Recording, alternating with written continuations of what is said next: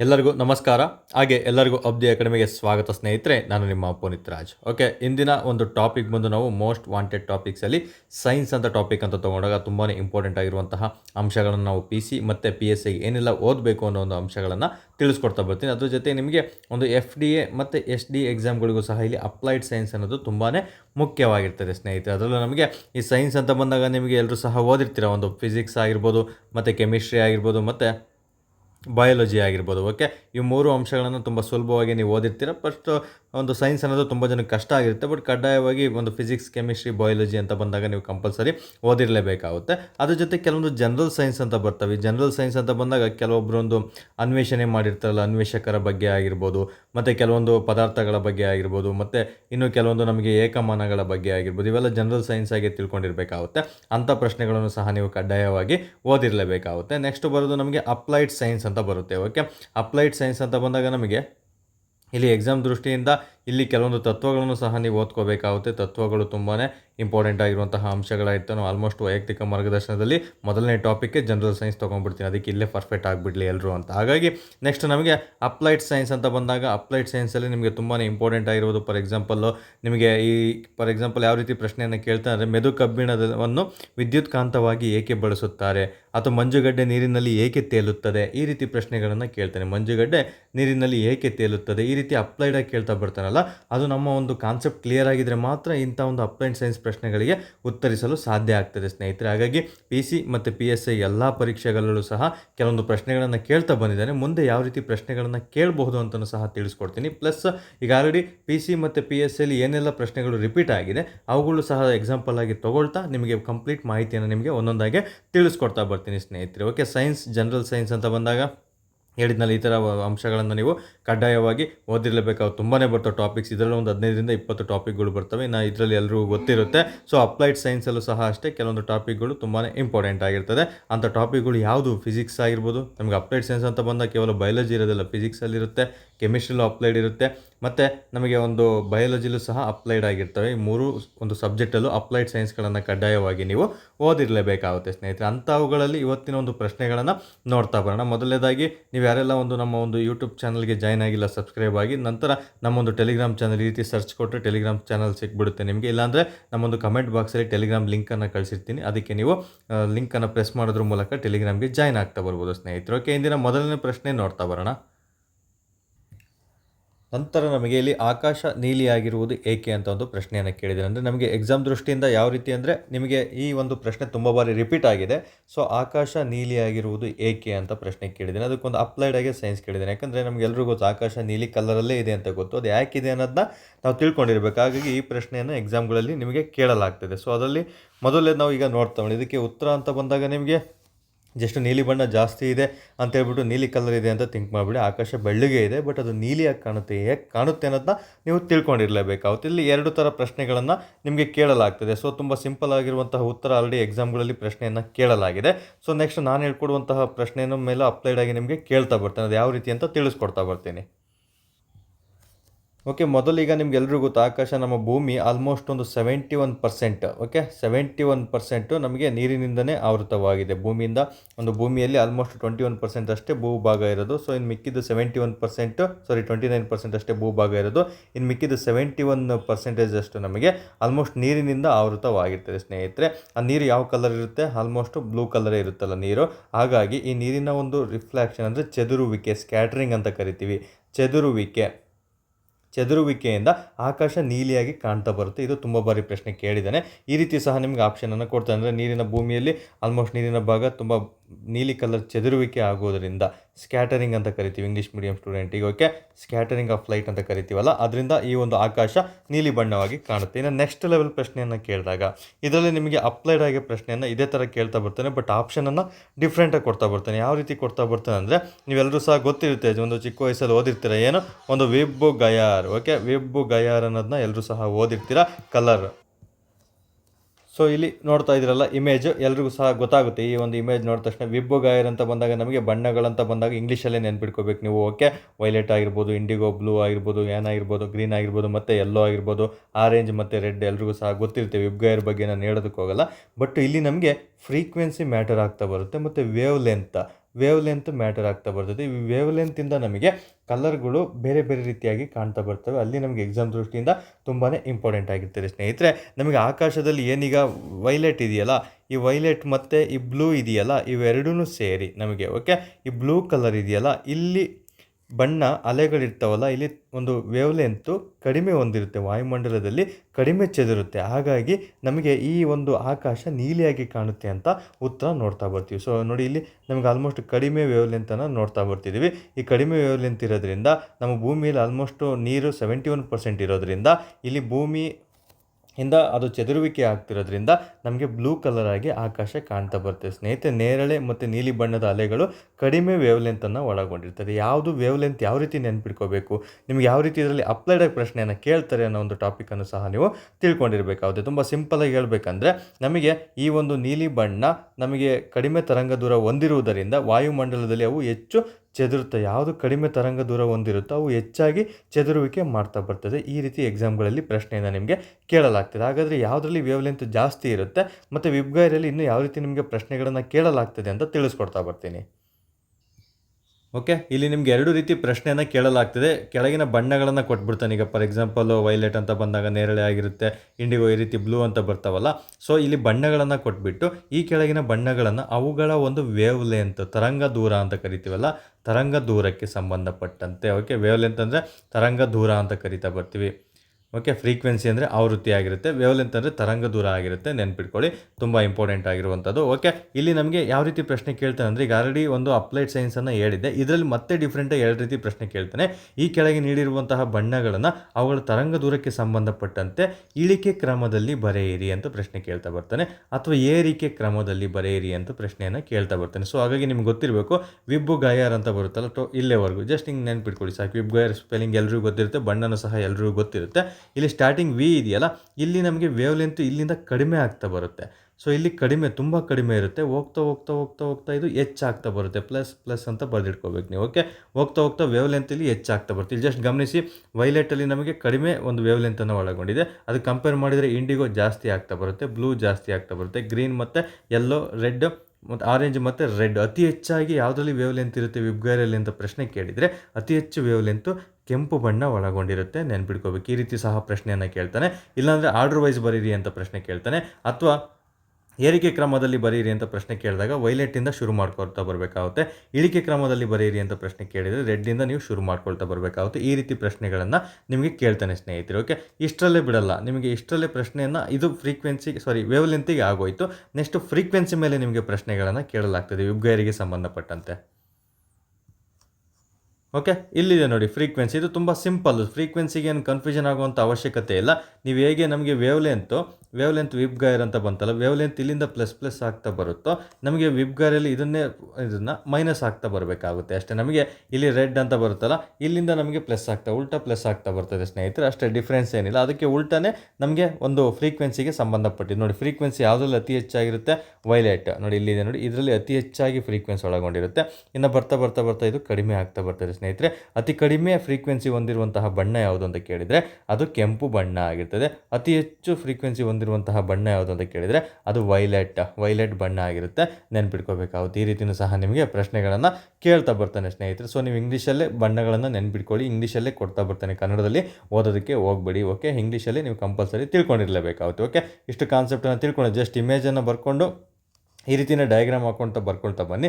Just ನೀವು ಒಂದು ತಿಳ್ಕೊಳ್ಳಿ ಸಾಕಷ್ಟೇ. ಈಗ ನಿಮಗೆ ವೇವ್ ಲೆಂತ್ ತಿಳ್ಕೊಂಡಿದ್ದೀರಾ, ಇಲ್ಲಿಂದ ಏನಾಗುತ್ತೆ ವೇವ್ ಲೆಂತು ಇಲ್ಲಿ ಕಡಿಮೆ ಇರುತ್ತೆ, ಹೋಗ್ತಾ ಹೋಗ್ತಾ ಜಾಸ್ತಿ ಇರುತ್ತೆ ಅಂತ ತಿಳ್ಕೊಂಡಿದ್ದೀರಲ್ಲ. ಇನ್ನು ಫ್ರೀಕ್ವೆನ್ಸಿ ಬಗ್ಗೆ ಓದೋಕ್ಕೆ ಹೋಗ್ಬೇಡಿ, ಅದ್ರ ಉಲ್ಟಾ ಅಂತ ನೆನ್ಪಿಟ್ಕೊಂಡ್ರೆ ಸಾಕಾಗಿರ್ತಾರೆ ಸ್ನೇಹಿತರು. ಓಕೆ, ಈ ಪ್ರಶ್ನೆಗಳನ್ನು ನಿಮಗೆ 100% ಮುಂದಿನ ಎಕ್ಸಾಮ್ಗಳಲ್ಲಿ ಕೇಳ್ತಾನೆ. ತುಂಬ ಕೇರ್ಫುಲ್ಲಾಗಿ ನೀವು ಓದ್ಕೊಂಡಿರಬೇಕಾಗುತ್ತೆ. ಇನ್ನು ಮುಂದಿನ ಪ್ರಶ್ನೆ ನೋಡ್ತಾ ಬರೋಣ. ಸೊ ಐ ಥಿಂಕ್ ಈಗ ಈ ಪ್ರಶ್ನೆಗೆ ಉತ್ತರ ಎಲ್ರಿಗೂ ಸಹ ಗೊತ್ತಿರುತ್ತೆ. ಒಂದು ಶಾರ್ಟ್ ವೇವ್ ಲೆಂತ್ ಅಂದರೆ ಕಡಿಮೆ ತರಂಗ ದೂರ ಹೊಂದಿರೋದ್ರಿಂದ, ನೀಲಿ ಮತ್ತು ನೇರಳೆ ಬಣ್ಣಗಳು ಕಡಿಮೆ ತರಂಗ ದೂರ ಹೊಂದಿರೋದ್ರಿಂದ ಅಲ್ಲಿ ಅತಿ ಹೆಚ್ಚಾಗಿ ವಾಯುಮಂಡಲದಲ್ಲಿ ಬೆಳಕು ಚೆದುರುವಿಕೆ ಆಗೋದ್ರಿಂದ ನಮಗೆ ಈ ಒಂದು ಆಕಾಶ ನೀಲಿಯಾಗಿ ಕಾಣ್ತಾ ಬರ್ತದೆ ಸ್ನೇಹಿತರೆ. ಅದನ್ನು ನೆನ್ಪಿಟ್ಕೊಂಡಿದ್ರೆ ಸಾಕಾಗಿರುತ್ತೆ. ಆಲ್ಮೋಸ್ಟ್ ಕ್ಲಿಯರ್ ಆಗಿರುತ್ತೆ ಅಂತ ತಿಳ್ಕೊಂಡಿದ್ದೀನಿ ಸ್ನೇಹಿತರೆ. ಇನ್ನು ಮುಂದಿನ ದಿನಗಳು ಇದಕ್ಕೆ ರಿಲೇಟೆಡ್ ತುಂಬ ಪ್ರಶ್ನೆಗಳು ಬರ್ತವೆ, ಅವನು ಸಹ ನಿಮಗೆ ಡಿಫ್ರೆಂಟಾಗಿ ಎಕ್ಸ್ಪ್ಲೈನ್ ಮಾಡ್ತಾ ಬರ್ತೀನಿ. ಇಂದಿನ ಎರಡನೇ ಪ್ರಶ್ನೆ ನೋಡ್ತಾ ಬರೋಣ. ಎಸ್, ಎರಡನೇ ಪ್ರಶ್ನೆ ಈ ರೀತಿ ಇದೆ. ಬೇಳೆಯನ್ನು ನೀರಿನಲ್ಲಿ ಹಾಕಿ ಕುದಿಸಿದಾಗ ಆ ನೀರಿಗೆ ಸ್ವಲ್ಪ ಉಪ್ಪನ್ನು ಹಾಕಲು ಹೇಳುವುದು ಏಕೆಂದರೆ ಕೆಲವೊಬ್ರು ಏನೋ ಮನೆಯಲ್ಲಿ ತಾಯಿ ಆಗಿರ್ಬೋದು, ಅಕ್ಕ ಇರ್ಬೋದು ಅಥವಾ ಯಾರೇ ಆಗಿರಲಿ ಬೇಳೆಯನ್ನು ಬೇಯಿಸ್ತಾ ಇರ್ತಾರೆ. ಆ ಬೇಳೆ ಬೇಯಿಸುವಾಗ ಅದಕ್ಕೆ ಸ್ವಲ್ಪ ಉಪ್ಪು ಹಾಕಿ ಅಂತ ನಮಗೆ ಸೂಚನೆ ನೀಡ್ತಾ ಬರ್ತಾರೆ. ಏನಕ್ಕೆ ಅದು ಅಂತ ಪ್ರಶ್ನೆಯನ್ನು ಕೇಳಿದ್ದೇನೆ. ತುಂಬ ಸಿಂಪಲ್ ಆಗಿರೋದು, ಎಲ್ರಿಗೂ ಸಹ ಗೊತ್ತಿರುತ್ತೆ ಇಲ್ಲಿ. ಓಕೆ, ನಮಗೇನು ಒಂದು ಕುದಿಯುವ ಬಿಂದು ಅಂತ ಬರುತ್ತೆ. ಓಕೆ, ಕುದಿಯುವ ಬಿಂದು, ಏನು ಕುದಿಯುತ್ತಲ್ಲ ಅದನ್ನು ನಾವು ಕುದಿಯುವ ಬಿಂದು ಅಂತ ಬರ್ತೀವಿ. ಇನ್ನೊಂದು ಕರಗುವ ಬಿಂದು ಅಂತ ಬರುತ್ತೆ. ಕರಗುವ ಬಿಂದು ಆಗಿರುತ್ತೆ. ಕುದಿಯುವ ಬಿಂದು ಅಂದರೆ ಬಾಯ್ಲಿಂಗ್ ಪಾಯಿಂಟು, ಕರಗುವ ಬಿಂದು ಅಂದರೆ ಮೆಲ್ಟಿಂಗ್ ಪಾಯಿಂಟ್ ಆಗಿರುತ್ತೆ. ಇವೆರಡು ಕಾನ್ಸೆಪ್ಟನ್ನು ನೀವು ತಿಳ್ಕೊಂಡಿದ್ರೆ ಸಾಕಾಗುತ್ತೆ ಸ್ನೇಹಿತರೆ. ನೀರು ಕುದಿಯುತ್ತಿರುತ್ತಲ್ಲ ಅದನ್ನು ಕುದಿಯುವ ಬಿಂದು ಅಂತ ಕೇಳ್ತಾ ಬರ್ತೀವಿ. ಅದು ಮತ್ತೆ ಏನು ಒಂದು ಡೆನ್ಸಿಟಿಯಿಂದ ಒಂದು ಒಂದು ಯಾವುದೇ ಒಂದು ಗ್ಯಾಸನ್ನು ನೀವು ಕಾಯಿಸ್ತಾ ಹೋದಂತೆ ಅದು ಆಲ್ಮೋಸ್ಟ್ ನಮಗೆ ಒಂದು ಲಿಕ್ವಿಡ್ ಆಗಿ ಬರುತ್ತೆ. ಲಿಕ್ವಿಡಿಂದ ನಮಗೆ ಒಂದು ಸಾಲಿಡ್ ಆಗಿ ಬರುತ್ತೆ, ಅಥವಾ ಸಾಲಿಡನ್ನೇ ಒಂದು ಗಟ್ಟಿಯಾಗಿರುವಂಥ ಪದಾರ್ಥಗಳನ್ನು ನೀವು ಒಂದು ಕುದಿಸ್ತಾ ಬಂತಂದರೆ ಅದು ನಮಗೆ ಲಿಕ್ವಿಡ್ ಆಗಿ ಕನ್ವರ್ಟ್ ಆಗ್ತಾ ಬರುತ್ತೆ. ಲಿಕ್ವಿಡ್ ಹೋಗಿ ಗ್ಯಾಸ್ ಆಗಿ ಕನ್ವರ್ಟ್ ಬರುತ್ತೆ ಅಂತ ಕೆಮಿಸ್ಟ್ರಿಲಿ ನೀವೆಲ್ಲ ಟಾಪಿಕಲ್ಲಿ ಓದಿರ್ತೀರ. ಟಾಪಿಕ್ ಗ್ಯಾಸಸ್ ಅಂತ ಬರುತ್ತೆ, ಅನಿಲ ಮತ್ತು ಒಂದು ಅನಿಲಗಳಂತ ಟಾಪಿಕ್ ಬಂದಾಗ ಅಲ್ಲೆಲ್ಲ ತಿಳ್ಕೊಂಡಿರ್ತೀರ. ಇನ್ನು ಕರಗುವ ಬಿಂದುನು ಸಹ ಬಗ್ಗೆ ನೀವು ಓದ್ಕೊಂಡಿರ್ತೀರ ಸ್ನೇಹಿತರೆ. ಇದು ಉಲ್ಟಾ ಪ್ರೊಸೆಸ್ಸೇ ಕರಗುವ ಬಿಂದು ಆಗಿರುತ್ತೆ. ಸೊ ಅದು ನಿಮಗೆ ಕೆಮಿಸ್ಟ್ರಿ ಅಂತ ಬಂದಾಗ ಅಲ್ಲಿ ನೀವು ಕಂಪಲ್ಸರಿ ಓದಿರಲೇಬೇಕಾಗುತ್ತೆ. ಅದ್ರ ಬಗ್ಗೆ ನಾನು ನಿಮಗೆ ಎಕ್ಸ್ಪ್ಲೈನ್ ಮಾಡೋಕ್ಕಾಗೋದಿಲ್ಲ ಇಲ್ಲಿ. ಓಕೆ, ಯಾಕಂದರೆ ಅದು ಕಾನ್ಸೆಪ್ಟ್ ನಿಮಗೆ ಮಿನಿಮಮ್ ಹಾಫ್ ಆನ್ ಅವರ್ ತಗೊಳ್ತಾ ಬರುತ್ತೆ ಇದನ್ನು ಎಕ್ಸ್ಪ್ಲೈನ್ ಮಾಡ್ತಾ ಕೂತ್ಕೊಂಡ್ರೆ. ಬಟ್ ಇಲ್ಲಿ ಸಿಂಪಲ್ ಆಗಿ ತಿಳ್ಕೊಂಡಿದ್ದಾರೆ ಕುದಿಯುವ ಬಿಂದು ಅಂದ್ರೇನು, ಕರಗುವ ಬಿಂದು ಅನ್ನೋದು ಅಂದರೆ ಏನು, ಈ ಪ್ರಶ್ನೆಗೆ ಯಾವ ರೀತಿ ಅದು ಅಪ್ಲೈಡ್ ಆಗುತ್ತೆ ಅಂತ ನಿಮಗೆ ತಿಳಿಸ್ಕೊಡ್ತಾ ಬರ್ತೀನಿ. ಓಕೆ, ತುಂಬ ಸಿಂಪಲ್ ಆಗಿರುವುದು ಏನು ಅಂದರೆ ನೀರಿಗೆ ಉಪ್ಪನ್ನು ಹಾಕುವುದರಿಂದ ಕುದಿಯುವ ಬಿಂದು ಹೆಚ್ಚಾಗ್ತಾ ಬರುತ್ತೆ. ಯಾಕಂದರೆ ನೀರು ಆಲ್ಮೋಸ್ಟ್ ಒಂದು ಕುಕ್ಕರಲ್ಲಿ ಹಾಕಿಟ್ಟಿರ್ತೀರಿ ಅಂತ ತಿಳ್ಕೊಳ್ಳಿ, ಅಥವಾ ಬೇಳೆಯನ್ನು ನೀವು ಬೇಯಿಸ್ತಾ ಇರ್ತೀರಿ ಅಂತ ತಿಳ್ಕೊಳ್ಳಿ. ಉಪ್ಪಿಗೆ ಯಾವತ್ತೂ ಕುದಿಯುವ ಬಿಂದು ಜಾಸ್ತಿ ಇರುತ್ತೆ, ಇದನ್ನು ತಿಳ್ಕೊಂಡಿದ್ರೆ ಸಾಕು. ಉಪ್ಪಿಗೆ ಒಂದು ಕುದಿಯುವ ಬಿಂದು ಅಂದರೆ ಬಾಯ್ಲಿಂಗ್ ಪಾಯಿಂಟು ಜಾಸ್ತಿ ಇರುತ್ತೆ, ನೆನ್ಪಿಟ್ಕೋಬೇಕಾಗುತ್ತೆ. ಬಾಯ್ಲಿಂಗ್ ಪಾಯಿಂಟ್ ಜಾಸ್ತಿ ಇತ್ತಂದರೆ ಆಟೋಮೆಟಿಕ್ಕು ನಮಗೆ ಈ ಕುದಿಯುವ ಬಿಂದು ಹೆಚ್ಚಾಗ್ತಾ ಬರ್ತದೆ ಸ್ನೇಹಿತರೆ. ಆಗ ಬೇಳೆ ಬೇಗ ಬೇಯ್ತಾ ಬರುತ್ತೆ. ಆ ಟಾಪಿಕ್ಕಿಗೆ ಉತ್ತರ ಇದಾಗಿರ್ತದೆ. ಓಕೆ, ನೀರಿಗೆ ಉಪ್ಪನ್ನು ಹಾಕುವುದರಿಂದ ಅದರ ಕುದಿಯುವ ಬಿಂದು ಹೆಚ್ಚಾಗ್ತಾ ಬರುತ್ತೆ, ಅದರಿಂದ ಬೇಳೆ ಬೇಗ ಬೇಯಲು ಸಹಕರಿಸುತ್ತದೆ. ಹಾಗಾಗಿ ಉಪ್ಪನ್ನು ಹಾಕೋದಕ್ಕೆ ಅಲ್ಲಿ ಸೂಚನೆಯನ್ನು ನೀಡ್ತಾ ಬರ್ತಾರೆ. ಇದಕ್ಕೆ ಸರಿ ಉತ್ತರ ಇದಾಗಿರ್ತದೆ ಸ್ನೇಹಿತರೆ. ಓಕೆ, ಏನೋ ಸಿಂಪಲ್ಲು, ಉಪ್ಪು ಹಾಕೋದ್ರಿಂದ ಏನಾಗುತ್ತೆ, ಬಾಯ್ಲಿಂಗ್ ಪಾಯಿಂಟ್ ಜಾಸ್ತಿ ಆಗ್ತಾ ಬರುತ್ತೆ. ಒಂದು ಟಾಪಿಕನ್ನು ತಿಳ್ಕೊಂಡಿದ್ರೆ ಸಾಕಾಗಿರುತ್ತೆ. ನಿಮಗೆ ಹೋಮ್ವರ್ಕ್ ಏನಂದರೆ ಕುದಿಯುವ ಬಿಂದು ಡೆಫಿನೇಷನ್ ಏನು, ಕರಗುವ ಬಿಂದು ಡೆಫಿನೇಷನ್ ಏನು ಅನ್ನೋದನ್ನ ನೀವೇ ಕೆಮಿಸ್ಟ್ರಿ ಬುಕ್ಕಲ್ಲಿ ಓದ್ಕೊಂಡಿರಬೇಕಾಗುತ್ತೆ. ತುಂಬಾ ಇಂಪಾರ್ಟೆಂಟ್ ಆಗಿರ್ತದೆ. ಓಕೆ, ಇನ್ನು ಮುಂದಿನ ಪ್ರಶ್ನೆ ನೋಡ್ತಾ ಬರೋಣ. ಎಸ್, ಇದಂತೂ ತುಂಬ ಬಾರಿ ಎಕ್ಸಾಮಲ್ಲಿ ಪ್ರಶ್ನೆ ಕೇಳಿದ್ದಾರೆ. ಹಾಗಾಗಿ ಈ ಪ್ರಶ್ನೆಯನ್ನು ತೊಗೊಳ್ತಾ ಬಂದಿದ್ದೀನಿ. ಸ್ಟಾರ್ಟಿಂಗ್ ಕ್ಲಾಸ್ ಆಗಿರೋದ್ರಿಂದ ಸ್ವಲ್ಪ ಸುಲಭವಾಗಿರುವಂತಹ ಅಂಶಗಳನ್ನೇ ತೊಗೊಳ್ತಾ ಬರ್ತೀನಿ. ಪ್ರತಿ ಕ್ಲಾಸಲ್ಲೂ ಹೇಳ್ತಾ ಬರ್ತಿದ್ದೀನಿ ಸ್ನೇಹಿತರೆ. ಓಕೆ, ಇಲ್ಲಿ ಪ್ರೆಷರ್ ಕುಕ್ಕರ್ನಲ್ಲಿ ಆಹಾರ ಬೇಗ ಬೇಯಲು ಕಾರಣವೇನು ಅಂತ ನಿಮಗೆ ಪ್ರಶ್ನೆಯನ್ನು ಕೇಳಲಾಗಿದೆ. ಓಕೆ, ಪ್ರೆಷರ್ ಕುಕ್ಕರ್ನಲ್ಲಿ ಆಹಾರ ಏಕೆ ಬೇಗ ಆಗುತ್ತೆ ಅಂತ ಪ್ರಶ್ನೆಯನ್ನು ಕೇಳ್ತಾ ಬರ್ತಾರೆ. ಎಲ್ಲರೂ ಗೊತ್ತು, ಮನೇಲಿ ಒಂದು ರೈಸ್ ಇಡಬೇಕಂತ ಹೇಳಿದರೆ ಕುಕ್ಕರಲ್ಲಿ ಎಲ್ಲರೂ ಸಹ ರೈಸನ್ನು ಇಡ್ತಾ ಬರ್ತೀವಿ ಸ್ನೇಹಿತರೆ. ತುಂಬ ಸುಲಭವಾಗಿ ಬೇಗನೆ ಆಗ್ತಾ ಬರುತ್ತೆ. ಹಾಗಾಗಿ ಏನಕ್ಕೆ ನಾವು ಪ್ರೆಷರ್ ಕುಕ್ಕರ್ನ ಯೂಸ್ ಮಾಡ್ತೀವಿ ಆಹಾರ ಬೇಗ ಬೇಯಲು ಅಂತ ನಿಮಗೆ ಎಕ್ಸಾಮಲ್ಲಿ ಪ್ರಶ್ನೆಗಳನ್ನು ನಿಮಗೆ ಕೇಳಲಾಗ್ತಿದೆ ಸ್ನೇಹಿತರೆ. ನಿಮಗೆ ಒಂದು ಕಾನ್ಸೆಪ್ಟ್ ಗೊತ್ತಿರಬೇಕು. ಈಗ ಟೆಂಪರೇಚರ್ ಅಂದರೆ ಎಲ್ಲರೂ ಗೊತ್ತಿರುತ್ತೆ. ಓಕೆ, ಈ ಟೆಂಪರೇಚರ್ ಆಗಿರ್ಬೋದು ಮತ್ತು ಪ್ರೆಷರ್ ಆಗಿರ್ಬೋದು. ಓಕೆ, ಟೆಂಪರೇಚರ್ ಮತ್ತು ಪ್ರೆಷರ್ ಬಗ್ಗೆ ತಿಳ್ಕೊಂಡಿರ್ಬೇಕು. ಉಷ್ಣಾಂಶ ಮತ್ತು ಒತ್ತಡ ಅಂತ ಕರಿತಾ ಬರ್ತೀವಿ. ಉಷ್ಣಾಂಶ ಮತ್ತು ಒತ್ತಡ ಇವೆರಡು ಹೇಗೆ ಅಂದರೆ ಅಣ್ಣ ತಮ್ಮಗಳಿದ್ದರು ಅಂತ ನೆನ್ಪಿಟ್ಕೋಬೇಕು ನೀವು. ಎರಡೂ ಸಹ ಅಣ್ಣ ತಮ್ಮಗಳಿದ್ದಾಗೆ. ಉಷ್ಣಾಂಶ ಏನಾದರೂ ರೈಸ್ ಆಯಿತು ಅಂದರೆ ಒತ್ತಡ ಏನಾಗುತ್ತೆ ಅಂತ ಪ್ರಶ್ನೆ ಕೇಳ್ತಾನೆ. ಇದು ಸಹ ರೈಸ್ ಆಗ್ತಾ ಬರ್ತದೆ ಸ್ನೇಹಿತರೆ. ಹಾಗಾಗಿ ನಮಗೆ ಕುಕ್ಕರಲ್ಲಿ, ಗ್ಯಾಸಲ್ಲಿ ಏನಾದರೂ ಕುಕ್ಕರನ್ನು ಇಟ್ಟಾಗ ನಿಮಗೆ ಅಲ್ಲೂ ಸಹ ಅಷ್ಟೇ ಒಂದು ಕುದಿಯುವ ಬಿಂದು ಡೆಫಿನೇಷನ್ ಹೇಳಿದ್ನಲ್ಲ, ಈ ಕುದಿಯುವ ಬಿಂದು ಹೆಚ್ಚಾಗ್ತಾ ಬರುತ್ತೆ. ಇದು ತಿಳ್ಕೊಂಡಿರಬೇಕು. ಕುದಿಯುವ ಬಿಂದು ನಮಗೆ ಒತ್ತಡ ಹೆಚ್ಚಾದಂತೆ ಕುದಿಯುವ ಬಿಂದು ಸಹ ಹೆಚ್ಚಾಗ್ತಾ ಬರ್ತದೆ. ಇದರಲ್ಲಿ ಇವರಿಬ್ಬರು ಸ್ನೇಹಿತ ಒಬ್ಬ ಇರ್ತಾನೆ, ಯಾರು ಅಂತ ತಿಳ್ಕೊಬೇಕು. ಅದು ಬಾಯ್ಲಿಂಗ್ ಪಾಯಿಂಟ್ ಅಂತ ಹೇಳಿದ್ನಲ್ಲ, ಕುದಿಯುವ ಬಿಂದು. ಸೊ ಇದನ್ನು ಸಹ ಹೆಚ್ಚಾಗ್ತಾ ಬರ್ತೀವಿ. ಮೂರನ್ನು ಸಹ ಹೆಚ್ಚಾಗೋದ್ರಿಂದ ನಮಗೆ ಆಹಾರ ಬೇಗ ಬೇಯ್ತಾ ಬರ್ತದೆ ಸ್ನೇಹಿತರೆ. ಎಕ್ಸಾಂಪಲ್ ಪ್ರಶ್ನೆ ಕೇಳ್ತಾನೆ, ಪ್ರೆಷರ್ ಕುಕ್ಕರ್ನಲ್ಲಿ ಒತ್ತಡ ಹೆಚ್ಚಾಗಿರುತ್ತದೆ, ಹಾಗಾಗಿ ಒತ್ತಡ ಹೆಚ್ಚಾಗಿದಂತೆ ಕುದಿಯುವ ಬಿಂದುನು ಸಹ ಇಲ್ಲಿ ಹೆಚ್ಚಾಗ್ತಾ ಬರುತ್ತೆ. ಆದ್ದರಿಂದ ಪ್ರೆಷರ್ ಕುಕ್ಕರ್ನಲ್ಲಿ ಆಹಾರ ಬೇಗ ಬೇಯಲು ಕಾರಣವಾಗ್ತಾ ಬರ್ತದೆ ಸ್ನೇಹಿತರೆ. ನೆನಪಿಟ್ಕೋಬೇಕು. ನೋಡಿ, ನಾನು ಎಕ್ಸಾಮ್ ದೃಷ್ಟಿಯಿಂದ ನೀವೇನು ಓದಬೇಕು ಅನ್ನೋದನ್ನಷ್ಟೇ ತಿಳಿಸ್ಕೊಡ್ತಾ ಬರ್ತೀನಿ. ನಾನೇನು ಸೈನ್ಸ್ ಲೆಕ್ಚರರ್ ಅಲ್ಲ. ಯಾವುದೇ ಥರ ಸೈನ್ಸಲ್ಲಿ PhD ಆಗಿರ್ಬೋದು, MSc ಆಗಿರ್ಬೋದು ಇವೆಲ್ಲ ಮಾಡಿಲ್ಲ.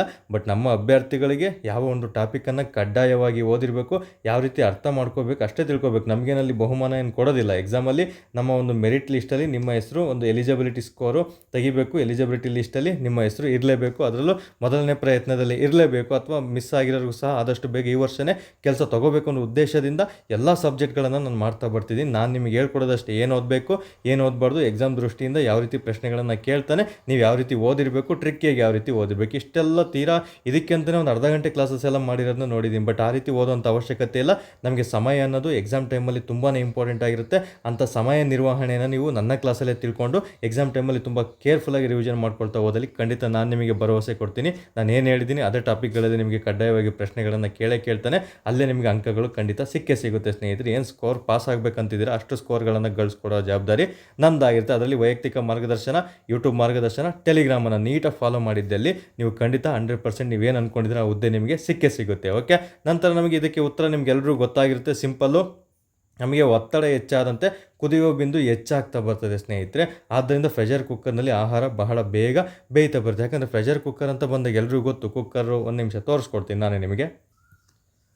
ಸೊ ಇಲ್ಲಿ ನೋಡಿ, ಈ ರೀತಿ ಪ್ರೆಷರ್ ಕುಕ್ಕರ್ ಇರುತ್ತೆ. ಇಲ್ಲೆಲ್ಲ ಆಲ್ಮೋಸ್ಟ್ ನಾವು ನೀರನ್ನು ಹಾಕಿಬಿಟ್ಟು ರೈಸನ್ನು ಸಹ ಹಾಕಿರ್ತೀವಿ. ಅಲ್ಲಿ ಆಲ್ಮೋಸ್ಟ್ ಇದನ್ನು ಕವರ್ ಮಾಡಿರ್ತೀವಿ ಕ್ಯಾಪಿಂದ. ಇಲ್ಲಿ ಕಂಪ್ಲೀಟ್ ಕ್ಯಾಪನ್ನು ಕವರ್ ಮಾಡಿದಾಗ ಇಲ್ಲಿ ಯಾವುದೇ ಥರ ಏರು ಹೋಗ್ತಾ ಇರಲ್ಲ ಸ್ನೇಹಿತರೆ. ಹಾಗಾಗಿ ಒಳಗಡೆ ಆಲ್ಮೋಸ್ಟ್ ಒತ್ತಡ ಜಾಸ್ತಿ ಆಗ್ತಾ ಬರುತ್ತೆ. ಒತ್ತಡ ಯಾವಾಗ ಜಾಸ್ತಿ ಆಗುತ್ತೆ, ಕೆಳಗಡೆಯಿಂದ ಗ್ಯಾಸಿಂದ ಅಥವಾ ಒಲೆಯಿಂದ ನಾವು ಟೆಂಪ್ರೇಚರನ್ನು ಕೊಡ್ತಾ ಇರ್ತೀವಿ. ಸೊ ಟೆಂಪ್ರೇಚರ್ ಜಾಸ್ತಿ ಆದಂಗೆ ಒತ್ತಡ ಜಾಸ್ತಿ ಆಗಿ ಅವಾಗ ಆಟೋಮೆಟಿಕ್ ಬಾಯ್ಲಿಂಗ್ ಪಾಯಿಂಟ್ ಜಾಸ್ತಿ ಆಗ್ತಾ ಬರುತ್ತೆ. ಕುದಿಯುವ ಬಿಂದು ಜಾಸ್ತಿ ಆದ ತಕ್ಷಣ ಪ್ರೆಷರ್ ಕುಕ್ಕರಲ್ಲಿ ಆದಷ್ಟು ಬೇಗ ಒಂದು ಆಹಾರ ಬೇಯ್ತಾ ಬರ್ತದೆ ಸ್ನೇಹಿತರೆ. ತುಂಬ ಸಿಂಪಲ್ ಆಗಿ ಒತ್ತಡ ಹೆಚ್ಚಾದಂತೆ ಕುದಿಯುವ ಬಿಂದು ಹೆಚ್ಚಾಗುತ್ತದೆ. ಎಲ್ಲ ಕಡೆ ನೀವು ಹೆಚ್ಚು ಅಂತ ನೆನ್ಪಿಟ್ಕೊಂಡ್ಬಿಡಿ, ಈಸಿಯಾಗಿ ನೆನಪು ಬರುತ್ತೆ. ಬಾಯ್ಲಿಂಗ್ ಪಾಯಿಂಟ್ ಹೆಚ್ಚಾಗುತ್ತೆ, ಒತ್ತಡ ಹೆಚ್ಚಾಗುತ್ತೆ, ಟೆಂಪ್ರೇಚರು ಸಹ ಹೆಚ್ಚಾಗಿಟ್ಟಾದಂತೆ ಇನ್ನೂ ಬೇಗನೆ ಬೇಯ್ತಾ ಬರುತ್ತೆ ಅನ್ನೋ ಒಂದು ಟಾಪಿಕನ್ನು ನೀವು ತಿಳ್ಕೊಂಡಿದ್ರೆ ಸಾಕು. ನಮಗೆ ಎಕ್ಸಾಮ್ ದೃಷ್ಟಿಯಿಂದ ಏನು ಬೇಕು, ಹೇಗೆ ಓದಿರಬೇಕು ಅಷ್ಟೇ. ನಮಗೆ ಕಾನ್ಸೆಪ್ಟ್ ಅರ್ಥ ಆಗಿದೆಯೋ ಬಿಟ್ಟಿದೆಯೋ ಗೊತ್ತಿಲ್ಲ, ಬಟ್ ಎಕ್ಸಾಮಲ್ಲಿ ಆ ಕಾನ್ಸೆಪ್ಟ್ ಕೊಟ್ಟಾಗ ಯಾವ ರೀತಿ ನೀವು ನಿಮ್ಮ ಮೈಂಡನ್ನು ಉಪಯೋಗಿಸಿ ಅದಕ್ಕೆ ಉತ್ತರ ಹುಡುಕ್ತೀರ. ಯಾಕಂದರೆ ಎಲ್ಲನೂ ಓದಿರ್ತೀರ, ಕೆಲವೊಂದು ನಮಗೆ ಇಂಡೈರೆಕ್ಟಾಗಿ ಪ್ರಶ್ನೆಗಳನ್ನು ಕೇಳಲಾಗ್ತದೆ. ಓಕೆ, ಡೈರೆಕ್ಟ್ ನೀವು ಈ ರೀತಿ ಓದ್ಕೊಂಡಿರ್ತೀರ. ಇದಕ್ಕೆ ಸಂಬಂಧಪಟ್ಟಂತೆ ವಾತಾವರಣದಲ್ಲಿ ಒತ್ತಡವು ಹೆಚ್ಚಾದಂತೆ ಆ ಒಂದು ಏನು ಉಷ್ಣಾಂಶವು ಅಂತ ಪ್ರಶ್ನೆ ಕೇಳಿಬಿಡ್ತಾನೆ. ಅವಾಗ ನಿಮಗೆ ಇಲ್ಲಿ ಕಾನ್ಸೆಪ್ಟ್ ಹೇಳಿದ್ದೀನಿ, ಅದು ಸಹ ಹೆಚ್ಚಾಗ್ತಾ ಬರುತ್ತೆ. ಕೆಲವೊಂದು ಕಡೆ ಕಾನ್ಸ್ಟೆಂಟ್ ಆಗಿರುತ್ತೆ. ಓಕೆ, ಪರ್ವತಗಳಲ್ಲಿ ಒತ್ತಡ ಜಾಸ್ತಿ ಆದಂತೆ ಒಂದು ಟೆಂಪ್ರೇಚರ್ ಏನಾಗುತ್ತೆ, ಅಥವಾ ಮೇಲಕ್ಕೆ ಹೋದಂತೆ ಟೆಂಪ್ರೇಚರ್ ಏನಾಗುತ್ತೆ, ಈ ರೀತಿ ನಿಮಗೆ ಇಂಡೈರೆಕ್ಟ್ ಪ್ರಶ್ನೆಗಳನ್ನು ಕೇಳ್ತಾ ಬರ್ತಾನೆ. ಅವುಗಳು ಸಹ ಮುಂದಿನ ದಿನಗಳಲ್ಲಿ ನಿಮಗೆ ತಿಳಿಸ್ಕೊಡ್ತಾ ಬರ್ತೀನಿ. ಸೊ ಡೈರೆಕ್ಟ್ ಆರ್ ಇಂಡೈರೆಕ್ಟ್ ನಿಮಗೆ ಯಾವಾಗಲೂ ಹೇಳ್ತೀನಿ, ನನ್ನ ಕಡೆಯಿಂದನೇ ಪ್ರಶ್ನೆಗಳು ನಿಮಗೆ ಎಕ್ಸಾಮಲ್ಲಿ ಬಂದೇ ಬರ್ತವೆ. ಸೊ ನಿಮ್ಮ ಒಂದು ತಲೆಯನ್ನು ನೀವು ಉಪಯೋಗಿಸ್ಕೊಳ್ತಾ ಬರಬೇಕಾಗುತ್ತೆ. ಸೊ ಈ ರೀತಿಯೂ ಸಹ ನಾನು ಹೇಳಿರ್ತೀನಿ, ಬಟ್ ಈ ರೀತಿ ಕೇಳ್ತಾನಂತ ಹೇಳಿರಲ್ಲ. ಬಟ್ ಅದೇ ಟಾಪಿಕಲ್ಲಿ ಡಿಫ್ರೆಂಟ್ ಪ್ರಶ್ನೆ ಕೇಳಿರ್ತೇನೆ, ಉತ್ತರ ಖಂಡಿತ ನಾನು ಹೇಳಿರ್ತೀನಿ. ಬಟ್ ಇದೇ ರೀತಿ ಕೇಳ್ತಾನಂತ ನಿಮಗೆ ಗೊತ್ತಿರಲ್ಲ ಅಷ್ಟೇ. ಬಟ್ ಆ ಪ್ರಶ್ನೆ ಕೇಳಿದಾಗ ನೀವು ಮಾಡುವಷ್ಟು ಕೆಪಾಸಿಟಿ ನೀವು ಬಿಲ್ಡ್ ಮಾಡ್ಕೋಬೇಕಂದ್ರೆ ಪ್ರತಿದಿನ ರಿವಿಷನ್ ಮಾಡ್ತಾ ಇರಬೇಕು. ಪ್ರತಿ ವಾರಕ್ಕೊಂದ್ಸಲ ಏನು ಓದಿದ್ದೀರಾ ಅನ್ನೋದನ್ನ ಗ್ಲಾನ್ಸ್ ಮಾಡ್ಕೊಳ್ತಾ ತಿಳ್ಕೊಳ್ತಾ ಹೋಗ್ಬೇಕು ಸ್ನೇಹಿತರೆ. ಅವಾಗ ನಿಮಗೆ ತುಂಬ ಸುಲಭವಾಗಿ ಆಗ್ತಾ ಬರ್ತದೆ ಸ್ನೇಹಿತರೆ. ನೀವು ಅಷ್ಟೇ ಈ ಪ್ರೆಷರ್ ಕುಕ್ಕರಲ್ಲಿ ಯಾವ ರೀತಿ ಇದೆಯೋ ಆ ರೀತಿ ಆದಷ್ಟು ಬೇಗನೆ ತುಂಬ ಒತ್ತಡವನ್ನು ಹಾಕಿಬಿಟ್ಟು, ಅಂದರೆ ಒತ್ತಡ ಅಂದರೆ ಒಂದು ಪೀಸ್ಫುಲ್ ಒತ್ತಡವಿರಬೇಕು. ಅದಕ್ಕಂತಲೇ ಟೆನ್ಷನ್ ತೊಗೊಂಡು ಓದೋದಲ್ಲ. ತುಂಬ ಕೇರ್ಫುಲ್ಲಾಗಿ ಸ್ಮಾರ್ಟ್ ವರ್ಕಾಗಿ ಕೆಲವೊಬ್ಬರು ಕುಕ್ಕರಲ್ಲಿ 5 ನಿಮಿಷಕ್ಕೂ ಸಹ ಅನ್ನವನ್ನು ಬೇಯಿಸ್ತಾರೆ, ಕೆಲವೊಬ್ಬರು 10 ನಿಮಿಷನೂ ಸಹ ತುಂಬ ಸ್ಲೋ ಆಗಿಡ್ತಾ ಬರ್ತಾರೆ, ಕೆಲವೊಬ್ರು ಇನ್ನೂ ಚೆನ್ನಾಗಾಗಲಿ ಅಂತ ಹೇಳ್ಬಿಟ್ಟು ಇನ್ನೂ ಸ್ಲೋ ಆಗಿಡ್ತಾ ಬರ್ತಾರೆ. ಸೊ ಹಾಗಾಗಿ ನಾವು ಈ ಮೂರನೇದು ಇದೆಯಲ್ಲ ಇದನ್ನು ಫಾಲೋ ಮಾಡ್ತಾ ಬರಬೇಕು. ತುಂಬ ಕೇರ್ಫುಲ್ಲಾಗಿ ನಿಧಾನಗತಿಯಲ್ಲಿ ಓದಿ ಚೆನ್ನಾಗಿರುವಂತಹ ರೈಸನ್ನು ಮಾಡಬೇಕಂದ್ರೆ ಚೆನ್ನಾಗಿ ವಿದ್ಯೆಯನ್ನು ಪಡ್ಕೊಂಡು ನಾಲೆಡ್ಜನ್ನು ಪಡ್ಕೊಂಡು ಒಂದೇ ಸಲ ಎಕ್ಸಾಮಲ್ಲಿ ಕ್ಲಿಯರ್ ಮಾಡ್ತಾ ಬರಬೇಕು ಸ್ನೇಹಿತರೆ. ಆ ಒಂದು ಮೈಂಡ್ ಸೆಟ್ಟನ್ನು ನೀವು ಇಟ್ಕೊಂಡಿದ್ದೆ ಆದಲ್ಲಿ ಮೊದಲನೇ ಪ್ರಯತ್ನದಲ್ಲಿ ಅಥವಾ ಈ ವರ್ಷದಲ್ಲಿ ನೀವು ಏನು ಓದ್ತಾ ಇದ್ದೀರಾ ಎಲ್ರಿಗೂ ಸಹ ಈ ವಿಡಿಯೋ ಯಾರು ನೋಡ್ತಿದ್ದೀರಾ ಖಂಡಿತ ಜಾಬ್ ಆಗುತ್ತೆ. ಅದು ಗ್ಯಾರಂಟಿ ನಾನು ನಿಮಗೆ ಕೊಡ್ತಾ ಬರ್ತೀನಿ. ಇನ್ನು ಮುಂದಿನ ಪ್ರಶ್ನೆ ನೋಡ್ತಾ ಬರೋಣ. ಸೊ ಇದಕ್ಕೆ ಉತ್ತರ ಗೊತ್ತಾಗಿದೆಯಲ್ಲ, ಜಸ್ಟ್ ಕುದಿಯೋ ಬಿಂದು ಒತ್ತಡ ಹೆಚ್ಚಾಗ್ತಾ ಇರುತ್ತೆ. ಹಾಗಾಗಿ ಇದಕ್ಕೆ ಸರಿ ಉತ್ತರ ನಮಗೆ ಪ್ರೆಷರ್ ಕುಕ್ಕರ್ನಲ್ಲಿ ಆಹಾರ ಬೇಗ ಬೇಯುತ್ತೆ ಅಂತ ತಿಳ್ಕೊಂಡಿರಲೇಬೇಕಾಗುತ್ತೆ. ಓಕೆ, ನಮ್ಮ ಮುಂದಿನ ಪ್ರಶ್ನೆ ನೋಡ್ತಾ ಬರೋಣ ಈಗ. ಎಸ್, ಇದನ್ನು ಸಹ ತುಂಬ ಬಾರಿ ರಿಪೀಟ್ ಆಗಿರುವಂತಹ ಪ್ರಶ್ನೆ ಆಗಿರುತ್ತೆ. ಇದರಲ್ಲಿ ಪಾದರಸದ ಮೇಲೆ 2 ರೀತಿಯಲ್ಲಿ ಪ್ರಶ್ನೆಗಳನ್ನು ಕೇಳಲಾಗ್ತದೆ. ಅದನ್ನು ಸಹ ನಿಮಗೆ ತಿಳಿಸ್ಕೊಡ್ತಾ ಬರ್ತೀನಿ. ಇಲ್ಲಿ ಕಬ್ಬಿಣದ ತುಂಡು ನೀರಿನಲ್ಲಿ ಮುಳುಗುತ್ತದೆ, ಆದರೆ ಪಾದರಸದಲ್ಲಿ ತೇಲುತ್ತದೆ, ಕಾರಣವೇನು ಅಂತ ಪ್ರಶ್ನೆಯನ್ನು ಇಲ್ಲಿ ಕೇಳಲಾಗಿದೆ ಸ್ನೇಹಿತರೆ. ಓಕೆ, ಏನು ಈ ಕಬ್ಬಿಣದ ತುಂಡು ಅಂತ ಇರುತ್ತಲ್ಲ, ಇದು ಆಲ್ಮೋಸ್ಟ್ ಅಣುಗಳು ಇದರಲ್ಲಿ ಗಟ್ಟಿಯಾಗಿ ಇರುತ್ತೆ. ನೀರಿನಲ್ಲಿ ಅಣುಗಳು ಕಡಿಮೆ ಇರೋದ್ರಿಂದ ಆದಷ್ಟು ಬೇಗ ಒಳಗಡೆ ಇದು ಮುಳುಗುತ್ತೆ. ಆದರೆ ಪಾದರಸದಲ್ಲಿ ಈ ಕಬ್ಬಿಣದ ತುಂಡು ತೇಲುತ್ತದೆ, ಕಾರಣವೇನು ಅಂತ ನಿಮಗೆ ಪ್ರಶ್ನೆಗಳನ್ನು ಇಲ್ಲಿ ಕೇಳಲಾಗಿದೆ. ತುಂಬ ಸುಲಭವಾಗಿ ನೀವು ಓದ್ಕೊಳ್ತಾ ಬರ್ಬೋದು. ಇದರಲ್ಲಿ ನಮಗೆ ಆಲ್ಮೋಸ್ಟ್ ಒಂದು ಪಾದರಸ ಅಂತ ಬಂದಾಗ ಮರ್ಕ್ಯೂರಿ ಅಂತ ಬರುತ್ತೆ. ಇದನ್ನು ಟಾರಿಸೆಲ್ಲಿ ಎಂಬಾತನು ಕಂಡಿಡ್ತಾನೆ. ಅದನ್ನು ಸಹ ಎಕ್ಸಾಮಲ್ಲಿ ತುಂಬ ಬಾರಿ ಪ್ರಶ್ನೆ ಕೇಳಿದ್ದಾನೆ. ಓಕೆ, ಪಾದರಸ ಅಂತ ಬಂದಾಗ ನಾವು ಇಂಗ್ಲೀಷಲ್ಲಿ ಒಂದು ಮರ್ಕ್ಯೂರಿ ಅಂತ ಕರಿತಾ ಬರ್ತೀವಿ. ಪಾದರಸದ ಮಾಪಕವನ್ನು ಕಂಡುಹಿಡಿದವನು ಯಾರು ಅಂತ ತುಂಬ ಬಾರಿ ಪ್ರಶ್ನೆ ಆಗಿದೆ. ಪಾದರಸದ ಮಾಪಕವನ್ನು ಕಂಡುಹಿಡಿದಿದ್ದು ನಮಗೆ ಇವ್ಯಾಂಜಲಿಸ್ಟ. ಓಕೆ, ಇವ್ಯಾಂಜಲಿಸ್ಟ ಒಂದು ಟೋರಿಸೆಲ್ಲಿ ಅಂತ ಬರ್ತಾನೆ, ಇವ್ಯಾಂಜಲಿಸ್ಟ ಟೋರಿಸೆಲ್ಲಿ ಅಂತ ಬರ್ತಾನೆ. ಹಾಗಾಗಿ ನಾನು ಸೈನ್ಸನ್ನು ನಮ್ಮ ಅಬ್ದಿ ಅಕಾಡೆಮಿ ಟೆಲಿಗ್ರಾಮ್ ಚಾನಲಲ್ಲಿ ಡೈಲಿ ಕ್ವಶನ್ಸ್ಗಳನ್ನು ಕೊಡ್ತಾ ಇದ್ದೀನಿ. ಅವನ್ನ ಕಡ್ಡಾಯವಾಗಿ ನೀವು ಸಾಲ್ವ್ ಮಾಡ್ತಾನೆ ಇರಬೇಕು ಸ್ನೇಹಿತರೆ. ಆವಾಗ ನಿಮಗೆ ಇಂಥ ಪ್ರಶ್ನೆಗಳೆಲ್ಲ ಸುಲಭವಾಗಿ ಉತ್ತರಿಸ್ತಾ ಬರ್ತೀರ. ಪಾದರಸ ಮಾಪಕವನ್ನು ಕಂಡುಹಿಡಿದಿದ್ದು ಇವ್ಯಾಂಜಲಿಸ್ಟ ಟೋರಿಸೆಲ್ಲಿ ಎಂಬಾತನ ಇದನ್ನು ಕಂಡುಹಿಡಿತಾನೆ ಸ್ನೇಹಿತರೆ. ಓಕೆ, ಇವಾಗ ನಾವು ಪ್ರಶ್ನೆಗೆ ಹೋಗ್ತಾ ಬರೋಣ. ಕಬ್ಬಿಣದ ಒಂದು ತುಂಡು ನೀರಿನಲ್ಲಿ ಮುಳುಗುತ್ತದೆ, ಆದರೆ ಪಾದರಸ ತೇಲುತ್ತದೆ, ಯಾಕೆ ಅಂತ ಪ್ರಶ್ನೆಯನ್ನು ಕೇಳ್ತಾ ಬಂದಿದ್ದಾನೆ. ಇಲ್ಲಿ ನೀವು ಸಾಂದ್ರತೆ ಬಗ್ಗೆ ತಿಳ್ಕೊಬೇಕಾಗುತ್ತೆ. ಸಾಂದ್ರತೆ ಬಗ್ಗೆ ನೀವು ಕಾನ್ಸೆಪ್ಟನ್ನು ತಿಳ್ಕೊಂಬಿಟ್ರೆ ನಿಮ್ಗೆ ಈಸಿಯಾಗಿ ಎಲ್ಲದಕ್ಕೂ ಸಹ ಪ್ರಶ್ನೆಗಳಿಗೆ ಉತ್ತರ ಸಿಕ್ಬಿಡುತ್ತೆ ಸ್ನೇಹಿತರೆ. ನೋಡ್ತಾ ಬರೋಣ ಈಗ.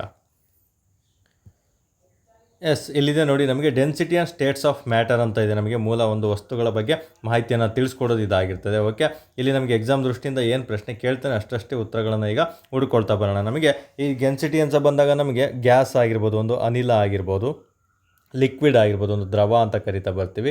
ನಂತರ ಸಾಲಿಡ್ ಅಂತ ಬಂದಾಗ ಘನ ಅಂತ ಕರಿತಾ ಬರ್ತೀವಿ ಕನ್ನಡದಲ್ಲಿ. ಸೊ ಸಾಲಿಡ್, ಒಂದು ಲಿಕ್ವಿಡ್, ಗ್ಯಾಸ್ ಆಗಿರ್ತಾರೆ ಸ್ನೇಹಿತರೆ. ನಿಮಗೆ ಅದಕ್ಕಂತಲೇ ಒಂದು ಕೆಮಿಸ್ಟ್ರಿ ಟಾಪಿಕ್ ಬರುತ್ತೆ, ಅದನ್ನು ಕಂಪಲ್ಸರಿ ಓದ್ಕೋಬೇಕು. ದ್ರವ್ಯ ಅಂತ ಒಂದು ಟಾಪಿಕ್ ಬಂದಾಗ ಘನ, ದ್ರವ, ಅನಿಲಗಳು ಯಾವ ರೀತಿ ವರ್ಕ್ ಆಗ್ತವೆ, ಯಾವ ರೀತಿ ಕೆಲಸ ಇರ್ತವೆ, ಯಾವ ರೀತಿ ಅದರಲ್ಲಿ ಅಣುಗಳು ಜೋಡಣೆ ಆಗಿರ್ತವೆ ಒಂದು ಕಾನ್ಸೆಪ್ಟನ್ನು ನೀವು ತಿಳ್ಕೊಂಡಿದ್ದಲ್ಲಿ ಮಾತ್ರ ಇಂಥ ಪ್ರಶ್ನೆಗಳು ತುಂಬ ಸುಲಭವಾಗಿ ನಿಮಗೆ ಅರ್ಥ ಆಗ್ತಾ ಬರ್ತದೆ, ಅಂದರೆ ಕಷ್ಟ ಆಗ್ತಾ ಬರ್ತದೆ ಸ್ನೇಹಿತರೆ. ಓಕೆ ನೋಡಿ, ಸಿಂಪಲ್ ಇಲ್ಲಿ ನಮಗೆ ಈ ಒಂದು ಡೆನ್ಸಿಟಿ ಸಾಂದ್ರತೆ ಇದೆಯಲ್ಲ, ಯಾಕೆ ನಮಗೆ ಯಾವುದೇ ಒಂದೊಂದರಲ್ಲಿ ಒಂದೊಂದು ಥರ ಇರುತ್ತೆ ಅಂತ ಬಂದಾಗ ಇಲ್ಲಿ ಘನದಲ್ಲೇ ನೋಡ್ತಾ ಬನ್ನಿ, ಎಲ್ಲ ಆಲ್ಮೋಸ್ಟ್ ಒತ್ತತ್ತಾಗಿರ್ತವೆ. ಘನದಲ್ಲಿ ಅಣುಗಳು ತುಂಬಾ ಹತ್ರ ಇರೋದ್ರಿಂದ ಇಲ್ಲಿ ಡೆನ್ಸಿಟಿ ಕಡಿಮೆ ಇರುತ್ತೆ ಸ್ನೇಹಿತರೆ. ನೀವೇನಾದರೂ ಬಿಟ್ಬಿಟ್ರೆ ಇಲ್ಲಿ ಯಾವುದೇ ಥರ ಒಳಗಡೆ ಹೋಗೋದಿಲ್ಲ, ಅದು ಇಲ್ಲೇ ಸ್ಟ್ರಕ್ಕನ್ ಆಗಿಬಿಡುತ್ತೆ. ಅದೇ ಥರ ಲಿಕ್ವಿಡಲ್ಲಿ ನೋಡಿ, ಅಣುಗಳು ಸ್ವಲ್ಪ ದೂರದಲ್ಲಿದ್ದಾವೆ. ಓಕೆ, ಅಷ್ಟೊಂದು ಹತ್ರದಲ್ಲೇನಿಲ್ಲ. ಹಾಗಾಗಿ ಇಲ್ಲಿಂದ ಏನಾದರೂ ಕಬ್ಬಿಣ ತುಂಡು ಬಿಟ್ಬಿಟ್ರೆ ಎಲ್ಲಾದರೂ ಒಂದು ಗ್ಯಾಪ್ ಇರುತ್ತೆ, ಅಲ್ಲಿಂದ ತೂರ್ಕೊಬಂದು ಕೆಳಗಡೆ ಬಂದುಬಿಡುತ್ತೆ ತುಂಬ ಸುಲಭವಾಗಿ. ಬಟ್ ಗ್ಯಾಸ್ ಅಂತ ಬಂದಾಗ ನಮಗೆ ಇಲ್ಲೂ ಸಹ ಅಣುಗಳು ತುಂಬ ದೂರ ಇರೋದ್ರಿಂದ, ಇಲ್ಲಿ ಗ್ಯಾಸ್ ಆಗಿರೋದ್ರಿಂದ ಇಲ್ಲಿ ತೇಲ್ತಾ ಬರ್ತವೆ ಸ್ನೇಹಿತರೆ. ಅದನ್ನು ಸಹ ತುಂಬಾ ಇಂಪಾರ್ಟೆಂಟ್ ಆಗಿರುತ್ತೆ. ಗ್ಯಾಸಲ್ಲಿ ನಮಗೆ ಆಲ್ಮೋಸ್ಟ್ ಅನಿಲಗಳನ್ನು ಒಳಗಡೆ ಅಂದರೆ ಹೋಗೋದಕ್ಕೆ ಬಿಡೋದಿಲ್ಲ, ಅಥವಾ ಒಂದು ಗಾಳಿ ರೂಪದಲ್ಲಿರುತ್ತೆ. ಫಾರ್ ಎಕ್ಸಾಂಪಲ್ ಈಗ ಹೆಂಗೆ ಅಂದರೆ ವಾತಾವರಣ, ನಾವು ವಾತಾವರಣದಲ್ಲಿ ಇದ್ದೀವಿ ಅಂತ ತಿಳ್ಕೊಳ್ಳಿ, ಭೂಮಂಡಲದಲ್ಲಿ ಇದ್ದೀವಿ. ಸೊ ಈಗ ಕಬ್ಬಿಣವನ್ನು ತೊಗೊಂಡು ನೀವು ಕೈಯಲ್ಲಿ ಇಟ್ಕೊಂಡು ಸಡನ್ನಾಗಿ ಬಿಟ್ಬಿಟ್ರೆ ಅದು ಗ್ಯಾಪ್ ತೊಗೊಳುತ್ತಾ ಇಮಿಡಿಯೇಟ್ ಬಂದು ಭೂಮಿ ಬಿದ್ದು ಹೋಗ್ಬಿಡುತ್ತೆ. ಸೊ ಹಾಗಾಗಿ ಇಲ್ಲಿ ಮ್ಯಾಟ್ರ್ ಆಗೋದಿಲ್ಲ ಗ್ಯಾಸ್ ಅನ್ನೋದು. ಇಲ್ಲಿ ಲಿಕ್ವಿಡ್ ಮತ್ತು ಸಾಲಿಡ್ ಅನ್ನೋದು ಇಲ್ಲಿ ತುಂಬಾ ಮ್ಯಾಟ್ರ್ ಆಗಿತ್ತು. ಓಕೆ, ನಿಮಗೆ ಇದಕ್ಕೆ ಸಂಬಂಧಪಟ್ಟಂತೆ ಲೆಕ್ಚರರ್ ಬೇರೆ ರೀತಿ ಎಕ್ಸ್ಪ್ಲೇನ್ ಮಾಡ್ತಾ ಬರ್ತಾರೆ. ಬಟ್ ನನ್ನ ಒಂದು ಮಾರ್ಗದರ್ಶನ ಯಾವ ರೀತಿ ಇರುತ್ತೆ ಅಂದರೆ ತುಂಬ ಡಿಫ್ರೆಂಟಾಗಿ ಇರುತ್ತೆ. ನಿಮಗೆ ಅರ್ಥ ಆಗೋ ರೀತಿಯಲ್ಲಿ ಮಾತ್ರ ಹೇಳಿರ್ತೀನಿ. ನಾನು ಕಾನ್ಸೆಪ್ಟ್ ಓರಿಯೆಂಟೆಡ್ ಹೇಳಲ್ಲ, ಎಕ್ಸಾಮ್ ಓರಿಯೆಂಟೆಡ್ ಮಾತ್ರ ನಿಮಗೆ ತಿಳಿಸ್ಕೊಡ್ತಾ ಬರ್ತೀನಿ ಸ್ನೇಹಿತರೆ. ಇಷ್ಟು ಮಾಹಿತಿಗಳನ್ನು ನೀವು ಎರಡಕ್ಕೂ ಕಂಪ್ಯಾರಿಸನನ್ನು ತಿಳ್ಕೊಂಬಿಡಿ ಡಯಾಗ್ರಾಮನ್ನು ನೋಡಿಕೊಂಡು, ಆವಾಗ ಉತ್ತರ ನಿಮಗೆ ತುಂಬ ಸುಲಭವಾಗಿ ಸಿಗುತ್ತೆ. ಮತ್ತು ಭೂಮಂಡಲದ ಹೇಳಿದ್ನಲ್ಲ ಎಕ್ಸಾಂಪಲು, ಇದನ್ನು ತಿಳ್ಕೊಂಡ್ಬಿಟ್ರೆ ಇದಕ್ಕೆ ಉತ್ತರ ಸಿಕ್ಕಂಗೆ ಸ್ನೇಹಿತರೆ. ಏನಿಲ್ಲ, ಕಬ್ಬಿಣದ ಸಾಂದ್ರತೆ ನೀರಿನ ಸಾಂದ್ರತೆಗಿಂತ ಹೆಚ್ಚಾಗಿರುತ್ತೆ. ಓಕೆ, ಇಲ್ಲಿ ನೋಡಿ ಹೆಚ್ಚಾಗಿರುತ್ತೆ ಅಂದರೆ ತುಂಬ ಹತ್ತತ್ರ ಇರೋದ್ರಿಂದ, ಇಲ್ಲಿ ಅಣುಗಳು ಹತ್ತತ್ತಾಗಿರೋದ್ರಿಂದ ಇಲ್ಲಿನ ಸಾಂದ್ರತೆ ಯಾವಾಗಲೂ ಹೆಚ್ಚಾಗಿರುತ್ತೆ. ಇಲ್ಲಿ ಘನದಲ್ಲಿ ಸಾಂದ್ರತೆ ಹೆಚ್ಚಾಗಿರುತ್ತೆ, ಬಟ್ ದ್ರವದಲ್ಲಿ ಸಾಂದ್ರತೆ ಕಡಿಮೆ ಇರೋದ್ರಿಂದ ಕಬ್ಬಿಣ ಆದಷ್ಟು ಬೇಗ ಒಂದು ನೀರಿನಲ್ಲಿ ಮುಳುಗ್ತಾ ಬರ್ತದೆ. ಬಟ್ ಇಲ್ಲಿ ಪಾದರಸ ಒಂದು ಗ್ಯಾಸ್ ಅಂತ ತಿಳ್ಕೊಂಬಿಡಿ ನೀವು. ಆ ಗ್ಯಾಸಲ್ಲಿ ಬಂದದ್ರಿಂದ ಪಾದರಸದ ಸಾಂದ್ರತೆಗಿಂತ ಕಡಿಮೆ ಆದ್ದರಿಂದ ಪಾದರಸದಲ್ಲಿ ಕಬ್ಬಿಣದ ತುಂಡು ತೇಲ್ತಾ ಬರ್ತದೆ ಸ್ನೇಹಿತರೆ. ಇದು ತುಂಬಾ ಇಂಪಾರ್ಟೆಂಟ್. ಓಕೆ, ಏನು ನೀರಿನ ಒಂದು ಕಡಿಮೆ ಸಾಂದ್ರತೆ ನೀರಿನ ಸಾಂದ್ರತೆಗಿಂತ ಹೆಚ್ಚು, ಹಾಗೂ ಪಾದರಸದ ಸಾಂದ್ರತೆಗಿಂತ ಇದು ಕಡಿಮೆ ಆಗಿರ್ತದೆ. ಆದ್ದರಿಂದ ಪಾದರಸ ಕಬ್ಬಿಣದ ತುಂಡು ತೇಲ್ತಾ ಬರ್ತದೆ ಸ್ನೇಹಿತರೆ ಪಾದರಸದಲ್ಲಿ ಅನ್ನೋದು ಕಾನ್ಸೆಪ್ಟನ್ನು ತಿಳ್ಕೊಂಬಿಟ್ರೆ ನಿಮಗೆ ಎಕ್ಸಾಮಲ್ಲಿ ಯಾವ ರೀತಿ ಆದರೂ ಒಂದು ಪ್ರಶ್ನೆ ಕೇಳಿ ತುಂಬ ಸುಲಭವಾಗಿ ನೀವು ಓದ್ಕೊಳ್ತಾ ಬರ್ಬೋದು. ಓಕೆ, ಅದಕ್ಕೆ ಉತ್ತರಿಸ್ತಾನೂ ಸಹ ಬರ್ತೀರ. ಓಕೆ, ನಮಗೆ ನೋಡಿ ಲೋ ಡೆನ್ಸಿಟಿ ಯಾವುದರಲ್ಲಿದೆ, ಹೈ ಡೆನ್ಸಿಟಿ ಯಾವುದರಲ್ಲಿದೆ, ಆರ್ಡರ್ ವೈಸ್ ಸಹ ಕೆಲವೊಮ್ಮೆ ಪ್ರಶ್ನೆ ನೋಡಿ. ಇದನ್ನೇ ಹೇಳಿದ್ದು ನಾನು ನಿಮಗೆ, ಕಾಮನ್ ಸೆನ್ಸ್ ಅಂದರೆ ನಿಮ್ಮ ಮೈಂಡ್ ಸೆಟ್ಟನ್ನು ಯೂಸ್ ಮಾಡ್ಕೊಂಡ್ಬಿಟ್ರೆ ಇಲ್ಲೂ ಸಹ ಬೇರೆ ರೀತಿ ಪ್ರಶ್ನೆಗಳು ಕೇಳ್ತಾನೆ. ಈಗ ಗ್ಯಾಸ್ ಲೋ ಡೆನ್ಸಿಟಿ, ಅದಕ್ಕಿಂತ ಸ್ವಲ್ಪ ಕಂಪೇರ್ ಮಾಡಿ ಲಿಕ್ವಿಡಲ್ಲಿ ಜಾಸ್ತಿ ಇದೆ, ತುಂಬ ಜಾಸ್ತಿ ಯಾವುದೇ ಹೈ ಡೆನ್ಸಿಟಿ, ಹಿಂಗೆ ನಿಮ್ಗೆ ಆರ್ಡರ್ ವೈಸ್ ಡೆನ್ಸಿಟಿ ರೂಪದಲ್ಲಿ ಬರೀರಿ ಅಂತ ನಿಮಗೆ ಪ್ರಶ್ನೆಗಳನ್ನು ಕೇಳ್ತಾ ಬರ್ಬೋದು. ಸೊ ಹಾಗಾಗಿ ಇಲ್ಲೂ ಸಹ ನಿಮ್ಗೆ ಇನ್ನೊಂದು ಪ್ರಶ್ನೆ ಗೊತ್ತಾಗುತ್ತೆ. ಓಕೆ, ಈ ರೀತಿ ನೀವು ಒಂದು ಅಂಶಗಳನ್ನು ಡಿಫ್ರೆಂಟಾಗಿ ಓದ್ತಾ ಬಂದಲ್ಲಿ ನಾನು ಆಲ್ಮೋಸ್ಟ್ ವೈಯಕ್ತಿಕ ಮಾರ್ಗದರ್ಶನದಲ್ಲಿ ಇಂಥ ಪಾಯಿಂಟ್ಗಳನ್ನೇ ನಮ್ಮ ಸ್ಟೂಡೆಂಟ್ಸ್ಗಳಿಗೆ ಹೇಳ್ಕೊಡ್ತಾ ಬರ್ತೀನಿ ಸ್ನೇಹಿತರೆ. ಹಾಗಾಗಿ ಕಳೆದ ಬಾರಿ ತುಂಬ ಅಭ್ಯರ್ಥಿಗಳು ನಮ್ಮಿಂದ ಒಂದು ಪೊಲೀಸ್ ಕಾನ್ಸ್ಟೇಬಲ್ ಆಗಿರ್ಬೋದು, PSC ಆಗಿರ್ಬೋದು, ಅಥವಾ ಬೇರೆ ಬೇರೆ ಜಾಬ್ಗಳಿಗೆ ಆಯ್ಕೆ ಆಗಿರ್ತಾರೆ. ಓಕೆ, ಈ ಪ್ರಶ್ನೆಗೆ ಉತ್ತರ ನೋಡ್ತಾ ಬರೋಣ ಈಗ. ಓಕೆ, ಒಮ್ಮೆ ಆಲಿಸಿ, ನಿಮಗೆ ಇಂಟ್ರೆಸ್ಟ್ ಇತ್ತಂದರೆ, ತುಂಬ ಚೆನ್ನಾಗಿ ಹೇಳಿದ್ದೀನಿ ಅಂದರೆ ಎಷ್ಟು ಈ ಥರ ಕಂಟಿನ್ಯೂ ಮಾಡಿ ಸರ್, ಇನ್ನೂ ಬೇರೆ ಬೇರೆ ಥರ ಪ್ರಶ್ನೆಗಳನ್ನು ತೊಗೊಳ್ಳಿ ಸರ್ ಅಂತ ಕಮೆಂಟ್ ಮಾಡಿ. ಖಂಡಿತ ನಿಮಗೆ ಏನು ಬೇಕೋ ಅದನ್ನೆಲ್ಲನೂ ಸಹ ನಾನು ನಿಮಗೆ ತಿಳಿಸ್ಕೊಡ್ತಾ ಬರ್ತೀನಿ.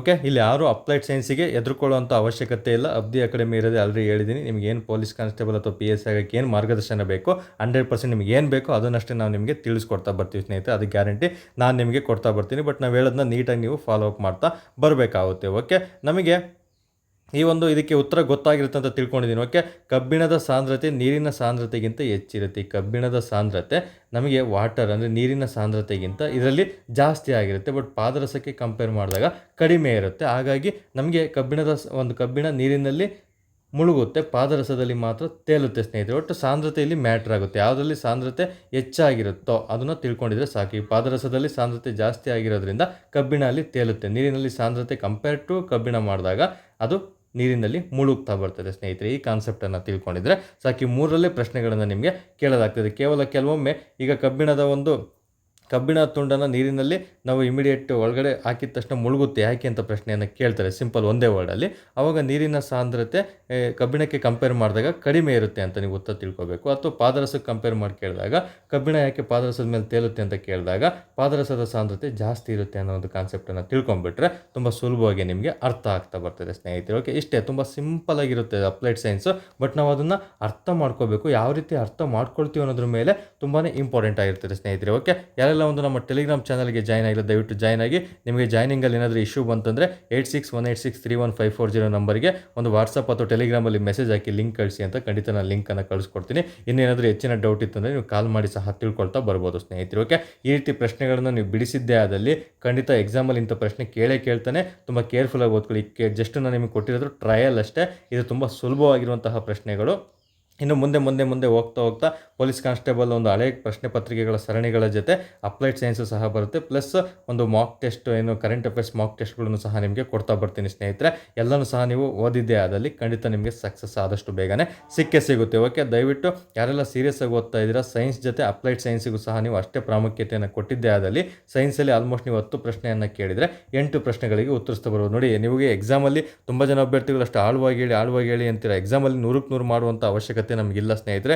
ಜಸ್ಟ್ ಒಂದು 75ಇಂದ ಒಂದು 80 ಅಂಕಗಳನ್ನು ತೆಗೆದುಬಿಟ್ರೆ ಪೇಪರ್ ಆವರೇಜ್ ಇತ್ತಂದರೆ ಖಂಡಿತ ನೀವು ಲೀಸ್ಟಲ್ಲಿ ನಿಮ್ಮ ಹೆಸರು ಇದ್ದೇ ಇರುತ್ತೆ. ತುಂಬ ಈಸಿ ಬಂತಂದರೆ 80 to 85 ತೆಗಿಲೇಬೇಕು. ಅಷ್ಟು ಈಸಿ ಕೊಡೋದಿಲ್ಲ ಯಾವುದೇ ಕಾರಣಕ್ಕೆ. ಇನ್ನು ಮುಂದೆ 75 to 80 ಅಂಕಗಳು ನೀವು ತೆಗೆದಿದ್ದೇ ಆದಲ್ಲಿ ಖಂಡಿತ ನಿಮಗೆ ಸಕ್ಸಸ್ ಸಿಗುತ್ತೆ. ಸೊ 100ಕ್ಕೆ 100 ಫೋಕಸ್ ಮಾಡೋದಕ್ಕಿಂತ ಎಕ್ಸಾಮ್ ದೃಷ್ಟಿಯಿಂದ ನಾವು ಏನು ಓದಬೇಕು ಅದನ್ನಷ್ಟೇ ತಿಳ್ಕೊಳ್ಳೋಷ್ಟು ಜವಾಬ್ದಾರಿ ನಾನು ತೊಗೊಂಡಿದ್ದೀನಿ. ಅದನ್ನಷ್ಟೇ ಓದ್ಬಿಟ್ಟು ಸಕ್ಸಸ್ ಆಗುವಂತಹ ಒಂದು ಜವಾಬ್ದಾರಿ, ಆ ನಂಬಿಕೆ ನೀವು ನನಗೆ ಕೊಡ್ತಾ ಬರಬೇಕು ಸ್ನೇಹಿತರೆ. ಓಕೆ, ವಿಡಿಯೋ ಇಷ್ಟ ಆಗಿದ್ದಲ್ಲಿ ಖಂಡಿತ ದಯವಿಟ್ಟು ಒಂದು ಕಮೆಂಟನ್ನು ಮಾಡ್ತಾ ಬನ್ನಿ, ಕ್ಲಾಸ್ ಯಾವ ರೀತಿ ಇತ್ತು, ಮತ್ತು ಇತರರಿಗೆ ಶೇರ್ ಮಾಡ್ತಾ ಬನ್ನಿ. ಆದಷ್ಟು ಲೈಕನ್ನು ಸಹ ನೀವು ಮಾಡ್ತಾ ಬಂದರೆ ನಮಗೂ ಸಹ ಉಪಯೋಗ ಆಗ್ತಾ ಬರ್ತದೆ ಸ್ನೇಹಿತರೆ. ಇಷ್ಟು ಹೇಳ್ತಾ ಈ ಒಂದು ಕ್ಲಾಸಸ್ಸನ್ನು ಮುಗಿಸ್ತಾ ಇದ್ದೀನಿ. ಎಲ್ಲರೂ ಸಹ ಶುಭವಾಗಲಿ. ಸ್ಟಾರ್ಟಿಂಗ್ ಕ್ಲಾಸ್ ಆಗಿರೋದ್ರಿಂದ ಕೇವಲ 4 ಪ್ರಶ್ನೆಗಳನ್ನು ಅಷ್ಟೇ ತೊಗೊಳ್ತಾ ಬಂದಿದ್ದೀನಿ. ಕಾನ್ಸೆಪ್ಟ್ ಹೇಗಿತ್ತು ಅಂತ ತಿಳಿಸಿದರೆ ಮುಂದಿನ ಕ್ಲಾಸಸ್ಸನ್ನು ನಾನು ಮುಂದುವರಿಸ್ತಾ ಬರ್ತೀನಿ ಸ್ನೇಹಿತರೆ. ಇಷ್ಟು ಹೇಳ್ತಾ ಈ ಒಂದು ಕ್ಲಾಸಸ್ಸನ್ನು ಮುಗಿಸ್ತಾ ಇದ್ದೀನಿ. ಧನ್ಯವಾದಗಳು.